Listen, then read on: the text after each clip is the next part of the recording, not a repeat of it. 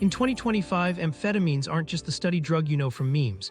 They're part of a massive, legally and illegally blended market, driven by a sharp rise in prescriptions and diversion since the 1990s. They've become fuel for students, coders, soldiers, and even busy parents. But here's the problem: the brain was never designed for this constant chemical pressure. Amphetamines don't simply sharpen focus, they raise dopamine and norepinephrine unnaturally by reversing transporters and disrupting storage, flooding circuits built for balance. Society frames this as productivity. Neuroscience frames it as risk. And strangely enough, this isn't new.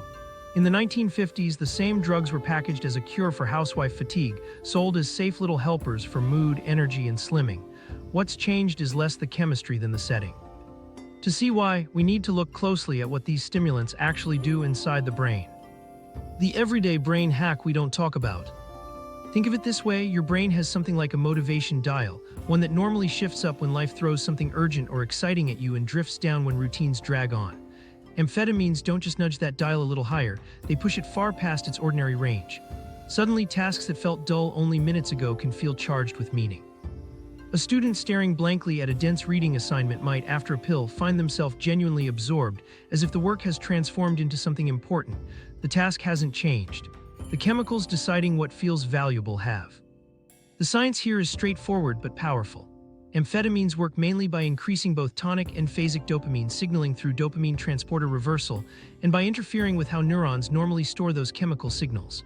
That means more dopamine and norepinephrine are available, altering the brain's sense of what matters. Dopamine acts like a priority tag, telling you which actions deserve effort. Norepinephrine sharpens vigilance, narrowing the spotlight of attention so competing distractions fade into the background. Together, the effect feels like discipline or even intelligence, but really it's a redirection of existing resources toward whatever happens to be in front of you when the drug peaks. And that effect cuts both ways. The student may indeed find it easier to read through chapters late into the night, but the same force could lock them into obsessively reorganizing a folder or scrolling endlessly online. Focus becomes powerful but not always wise. The system that once filtered tasks by natural salience has been chemically tipped, so meaning is assigned not by context but by neurotransmitter levels. Over repeated use, these surges don't leave the circuits completely untouched. Animal and non-human primate studies show that long exposure can alter dopamine markers and connectivity patterns, pointing toward structural plasticity. Yet the human picture remains complex. At therapeutic doses, especially in ADHD patients, the long-term trajectory is still actively researched. What we can say is that over time, repeated artificial elevation nudges the reward system toward treating the presence of the drug as the signal that certain tasks deserve energy. Without it, ordinary activities may feel muted. This is the subtle cost beneath what feels like a life hack. You aren't just amplifying your ability to work longer hours or block out distractions. You're adjusting the circuitry that decides what is rewarding in the first place. The sense of agency still feels intact. After all, you're the one turning pages or writing sentences, but the underlying motivation has been edited by chemistry. That's why even routine chores can start to feel mission critical, a phenomenon that feels natural in the moment, but is, in fact, manufactured. This everyday brain hack is so effective precisely because it doesn't feel foreign. Stimulants don't announce themselves as forcing priorities, they simply make things seem important. And because that effect feels seamless, it's easy to mistake chemical urgency for authentic desire. That's what makes them both useful and risky. They can create clarity, yes, but just as easily turn trivial tasks into obsessions. Understanding this mechanism sets the stage for the bigger story. The brain isn't the only thing amphetamines have been used to reshape. Across history, they've also been turned into tools for reshaping social expectations, what counts as being productive, disciplined, or even functional. And the way those expectations were sold has shifted dramatically depending on the era. From housewives to hackathons. In the 1950s, amphetamine pills were not linked to all-night coding sessions or exam marathons. They were sold to suburban wives as solutions for tiredness, low mood, and stubborn weight. Advertisements of the time showed cheerful women in spotless kitchens, tablets in hand, with promises of renewed energy and lighter bodies. The pitch was not danger but domestic convenience. Pills were presented almost like nutritional supplements, small, brightly packaged aids a woman could rely on to keep housework, childcare, and appearances under control. The chemistry may have provided focus and appetite suppression, but the marketing sold an image, the ideal of effortless feminine diligence. That image was built on earlier precedents. During World War II, amphetamines had been widely distributed to soldiers to fight fatigue and sharpen alertness. When peace returned, the habits and legitimacy of wartime use carried into civilian life. Benzodrine and related stimulants now flowed into the home market, reshaped as diet aids and pep pills. By the mid-1950s, rainbow pills, combinations of amphetamines and other drugs, were targeted at women who felt drained by repetitive domestic cycles. Regulation at the time was minimal, and in some clinics and walk-in diet shops, stimulant prescriptions were routinely and casually issued. That open-handed availability blurred the line between medical treatment and cultural expectation, with tablets offered as quick fixes to structural strains of daily life. Seen against that backdrop, the cultural role of stimulants becomes clear. These drugs are rarely introduced to the public as stark neurochemical agents, something serious-sounding or inherently hazardous. Instead, they are framed as everyday aids for fitting into the roles society defines. In the decades after the war, the role was cleanliness, composure, and slimness. What mattered wasn't just the pharmacology, but the story, that a woman could and should meet her tasks without visible strain. Pills turned fatigue, stress, or hunger from social problems into individual chemical issues. They worked quietly as instruments of conformity, shifting the burden from society to the individual who was told, implicitly, that she could be adjusted to match her environment. By the late 1960s, concerns over misuse were widespread. In 1970, the Controlled Substances Act placed amphetamines under stricter scheduling, acknowledging their addictive potential and tightening oversight. But control did not end their role. Prescriptions persisted in various forms, especially in weight loss programs, and illegal diversions kept supplies in circulation. The cultural framing adjusted once more. No longer pitched primarily to housewives, stimulants began surfacing among students, truckers, and other groups who faced long, demanding hours. The message remained consistent with earlier decades. When biology lagged, chemistry could close the gap. Through the 1980s and especially into the 1990s, prescriptions began rising again, this time linked to psychiatric diagnoses. ADHD became a primary clinical justification, and new branded formulations entered the market promising safer, more targeted use. Legal production and prescribing expanded sharply in the 1990s and 2000s, even as diversion into non-medical use grew alongside it. The result was that stimulants regained a broad cultural presence, this time not only tolerated but actively legitimized by medical authority. While regulation tried to balance public health concerns, the reality was a widening stimulant economy that moved fluidly between formal prescriptions and informal networks. That transition sets the stage for the modern parallel. Today, a university student cramming for finals or a software engineer facing back-to-back deadlines draws on the same basic mechanism as housewives once did: dopamine-enhanced motivation directed at socially defined performance. The context differs, but the model repeats. Stimulants are framed as tools for bridging limits, aligning personal energy with external demands. The promise is not rest but sustained productivity, not a spotless kitchen but a flawless code release or an uninterrupted exam session. A chemical intervention originally marketed for homemaker fatigue now powers a knowledge economy where attention itself is a currency. The term functioning has always hidden shifting standards. In the 1950s, it meant meeting domestic obligations with a steady smile. In the 2020s, it means producing output, hitting deadlines, and coping with unending digital demands. In both cases, drugs reset the baseline of what counts as enough. Each generation adapts to new standards and absorbs medicated performance as if it were natural ability. The underlying neurochemistry stays nearly identical. Altered dopamine signaling creates urgency, norepinephrine sustains alertness. What changes is what society decides those effects are for. Housewives once required cheer through monotony. Students and workers now require late-night stamina for quick returns. Throughout both eras, stimulants have not primarily been defined as illicit vices. Instead, they were woven into ordinary life under a veneer of medical legitimacy. In the 1950s, advertising reassured women that pills were safe helpers. In later decades, formal prescriptions and professional authority reframed them as therapies, with side effects minimized in promotional language. Serious drawbacks like insomnia or jitteriness were treated as manageable inconveniences, overshadowed by whatever outcome was most celebrated, whether thinness or productivity. The pattern is consistent: physiological strain recast as negligible, cultural rewards magnified as essential. Taken in historical arc, the story illustrates how stimulants work as mirrors of societal priorities.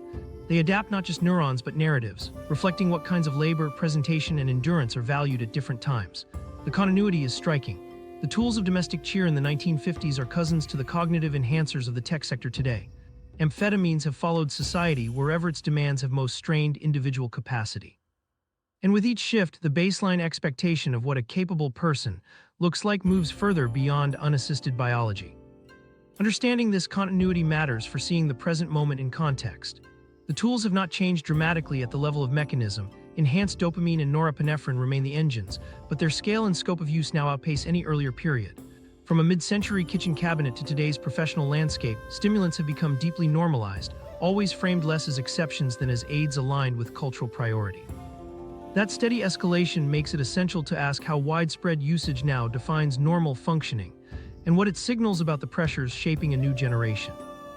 It is with that wider lens that we can observe how, by 2025, stimulant use has expanded far past niche medical categories or isolated personal use. The sheer volume of prescriptions, diversions, and informal consumption has turned the modern stimulant economy into a central feature of everyday work and study. And it is this scale, not just individual stories, that best captures the reality of our time. Generation Adderall, the numbers behind 2025.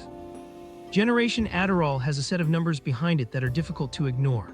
By 2025, research shows that more than 1 in 5 people prescribed stimulants report misusing them within the past year, while about 18% of prescriptions are estimated to be diverted to others.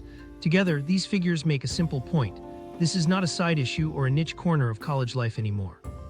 It is a broad current running through student culture, workplaces, and households, shaping how performance and focus are maintained across daily life. On college campuses, the impact is especially visible. Pills slip from one hand to another in dorms just before exams, folded into the routines of studying as casually as opening a laptop. In such settings, the distinction between prescribed and non-prescribed use becomes blurred, sometimes impossible to parse. For students locked into competitive environments with constant deadlines, the question is less about the legal status of the pill and more about whether you have the stamina to stay in step. When diversion is this common, inequality develops. Some students run on enhanced concentration while others fall behind, not because of ability, but because access is uneven. The story doesn't end with graduation. For young professionals, particularly in tech-driven fields, demands are relentless. A day fragmented into rapid-fire emails, shifting project priorities, and constant virtual meetings leaves little room for natural fatigue. In this environment, stimulants become normalized as a tool that helps certain workers adjust to expectations they might otherwise fail to meet. The framing is subtle, no policy mandates their use, but as some individuals embrace chemical reinforcement, the culture begins to shift. Deadlines are met, productivity levels rise, and before long the baseline of what counts as normal performance ratchets upward. Others feel pressure to keep up, not through formal requirement, but through peer comparison. This is where enhancement becomes culturally accepted, even if it is never officially enforced. Freelancers and gig workers, often imagined as having freedom over their schedules, face a variant of the same pattern. Flexibility can mean instability, long stretches without work punctuated by moments of surgical efficiency when projects arrive. Pills compress energy into those windows, providing focus when the opportunity comes. In this way, chemical reinforcement slips into the foundations of the digital gig economy, where output is measured by bursts of intense activity rather than steady hours across a week. The stimulant quietly becomes one more tool in the kit, its presence barely acknowledged but increasingly central. Behind these personal stories lies a structural reality. The stimulant economy operates through both formal and informal channels that are deeply interwoven. Prescriptions, written in clinics and dispensed in pharmacies, frame the official side. At the same time, a shadow market of diversions, resales, and casual trades circulates the exact same pills beyond their recorded origin. Capsules produced under pharmaceutical regulation often move within days into informal distribution, shifting smoothly between spheres of legitimacy. Effectively, the two markets are one. From an economic perspective, that overlap magnifies scale. Pharmaceutical companies post growth tied to prescription rises, with ADHD diagnosis driving steady demand through the 1990s and 2000s into the present. Parallel to those legitimate profits, resale inflates the total amount of use in hidden but significant ways.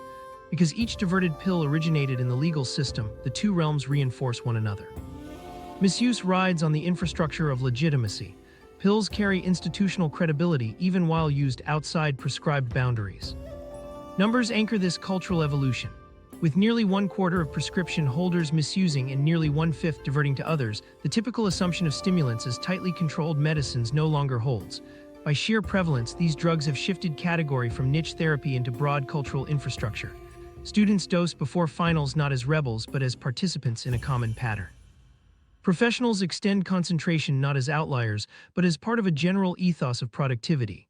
The intertwining of medicine and culture becomes so tight that describing proper use versus misuse no longer captures what is actually happening. Normalization feeds back into medical practice as well. Clinicians face rising numbers of patients describing difficulty concentrating in overstimulating, tech-heavy lives.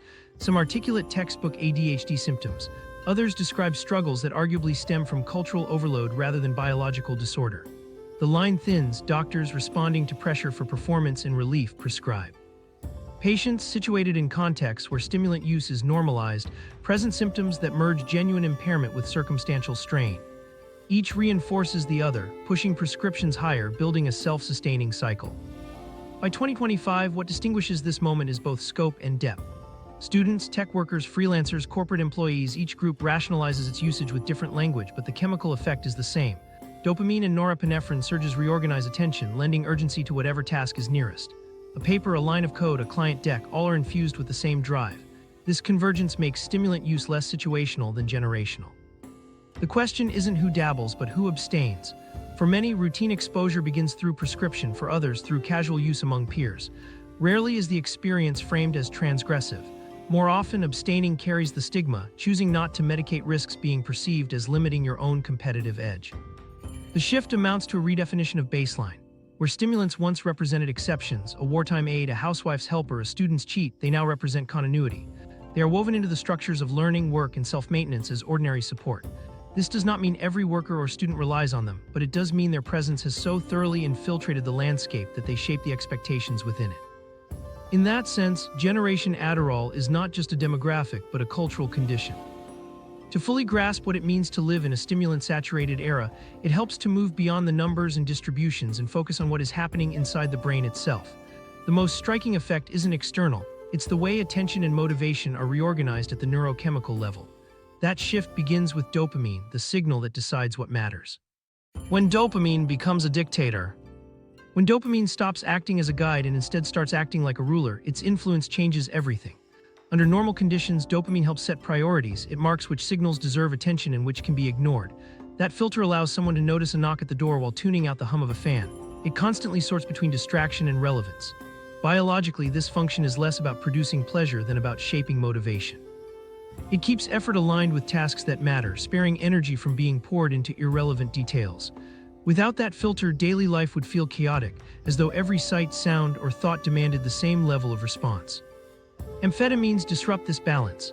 Biochemical studies show these drugs both block dopamine transporters and promote reverse transport, forcing cellular stores of dopamine into the synapse while also interfering with vesicular storage. The result is unusually high extracellular dopamine and norepinephrine. This mechanism, described in clinical reviews, makes the brain's salient system far more intense than it was designed for. What was once a graded difference between low and high-priority inputs becomes a surge in which many stimuli feel equally urgent. For the person taking the drug, the immediate effect can feel powerful. Long, demanding tasks that once seemed exhausting suddenly carry the momentum of interest. Distractions fade and concentration sharpens into a form most people rarely experience in daily life. This immersion often resembles flow, where action feels easier, fatigue recedes, and time slips by unnoticed. A student moving line by line through a dense textbook may feel as absorbed as an athlete in training. A coder debugging a string of errors may remain engaged hour after hour without slipping into frustration. The neurochemical reinforcement makes the tasks feel not just possible, but intrinsically worthwhile. Yet dopamine floods do not discriminate. Just as a work assignment can feel meaningful under their influence, so can reorganizing a closet or editing a music playlist. The chemistry doesn't sort high-value tasks from trivial ones, it merely stamps both with the same level of urgency. A person can devote hours to minutiae with the same conviction that normally belongs to deadlines or life goals. The surge is persuasive precisely because the chemistry imitates the brain's genuine signals of importance. From the inside, it doesn't feel misplaced. What looks externally like misapplied effort feels internally like real progress. These distortions can create the illusion of exceptional productivity. Someone on stimulants may feel more focused and motivated than ever, pouring effort into revisions, tweaks, or side projects. But viewed against bigger goals, that labor may not advance as much as the feeling suggests. This explains why stimulant experiences often oscillate between breakthrough achievements and periods of oddly misplaced commitment.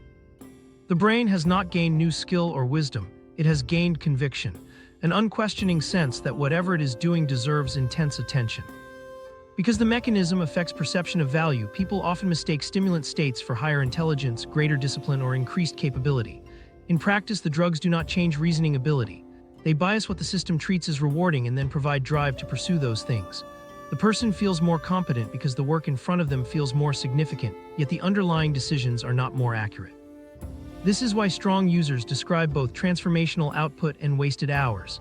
The experience itself cannot reveal which it is moving toward. Over repeated use, the brain adapts. The exaggerated dopamine floods recalibrate motivation, shifting expectation for what engagement should feel like. Without the drug, ordinary conversations, chores, or assignments no longer provide the same sense of urgency or purpose. Compared to the heightened state, daily life feels muted. This change doesn't just affect productivity, it reshapes meaning. Activities that once felt naturally worthwhile appear flat as if they lack importance. Dependence emerges not only from the desire for sharper concentration, but from the need to feel that tasks deserve energy at all. Seen this way, the real problem is less about exhaustion or withdrawal crashes and more about a long-term distortion of agency. Each dose biases the brain toward treating random activities as significant, convincing the person that effort is authentically chosen rather than chemically nudged.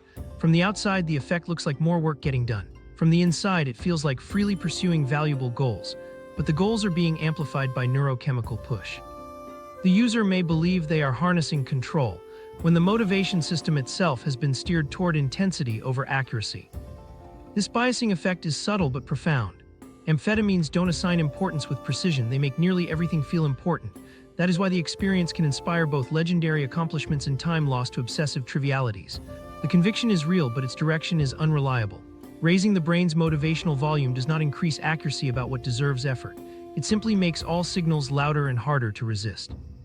In that state, dopamine functions more like a dictator than a guide. It issues constant reinforcement, pressing the individual to care deeply without evaluating what is actually worth caring about. The system that once distinguished relevant from irrelevant is drowned out by uniform urgency. The person works harder, feels clearer, and believes they are on the right track. But the target of that drive may be either essential progress or meaningless detail, both indistinguishable from the inside. This is the paradox at the heart of stimulant use. Drugs that seem to grant control may actually narrow it. They heighten perseverance but can misdirect it. They elevate focus but flatten discrimination. For some, this alignment happens to match urgent work and yields impressive results. For others, it locks attention onto diversions that deplete energy. The deciding factor is not intelligence or discipline, but where chemical urgency happened to land. Recognizing how fragile this balance is opens up the next question. The effects of stimulants look very different depending on who's taking them and why. The same pill that biases motivation indiscriminately in one context may act as a corrective signal in another. This contrast underlies not only medical treatments but also cultural debates. What counts as therapy in one brain can resemble enhancement in another, and the line between the two is thinner than most people assume. Therapy tool or cheat code. When doctors prescribe stimulants for ADHD, the goal is not to grant someone an artificial upgrade in focus or endurance. It is to address a system that chronically underperforms. In many ADHD brains, dopamine signaling is inconsistent and weaker than in typical brains. The cues that normally mark a task as worthwhile do not transmit with enough strength. As a result, homework, conversations, or daily chores can register as unrewarding regardless of their importance. Medication strengthens those signals, making effort feel connected to potential payoff where previously there was only emptiness. Short-term studies reviewed in psychiatric literature consistently show that stimulant treatment is effective for this purpose, and in the therapeutic window is generally considered safe and well tolerated. What remains less clear, however, are the long-term consequences of extended use into adulthood, an area researchers emphasize needs further investigation. For patients who respond well, the experience is not one of being propelled into a heightened state, but of being stabilized.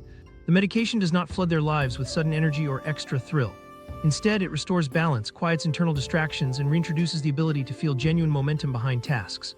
People often describe this as finally being able to start assignments without paralyzing delay, or to keep working without their attention fracturing in minutes. Clinicians sometimes liken it to a prosthetic. Just as a prosthesis restores movement without providing superhuman speed, stimulants restore attentional control without manufacturing something unnatural.